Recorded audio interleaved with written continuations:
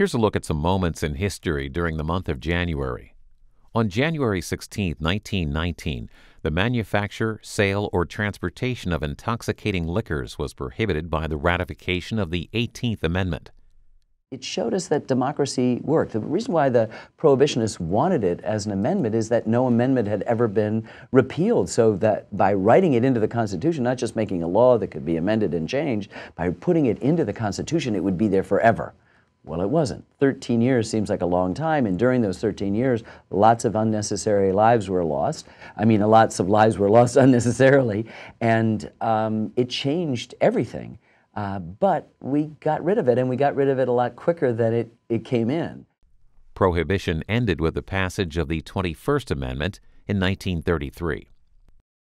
At 1 p.m. Eastern on January 27, 1967, Gus Grissom, Ed White, and Roger Chaffee entered Apollo 1 for what was supposed to be a launch rehearsal. A flash fire erupted inside the command module at 6:31 p.m., claiming the lives of the three astronauts. President Johnson tonight mourned the death of the three astronauts. He said they gave their lives in the nation's service. Our brave men in uniform, whether in Vietnam or seeking the frontiers of the future, he said, mourn with all of us the tragic loss of three gallant and dedicated airmen. 19 years later, the Space Shuttle Challenger launched on January 28, 1986, from the Kennedy Space Center in Florida. 73 seconds into the flight, the world watched as the shuttle was destroyed in a fiery explosion. All 7 crew members perished. I know it's hard to understand, but sometimes painful things like this happen. It's all part of the process of exploration and discovery. It's all part of taking a chance and expanding man's horizons. The future doesn't belong to the faint-hearted.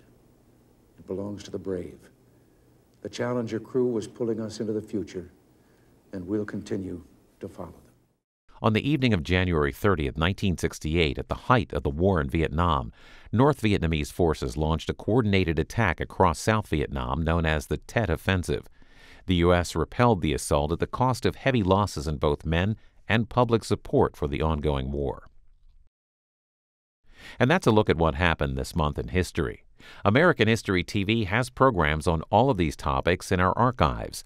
You can watch them online at cspan.org/history.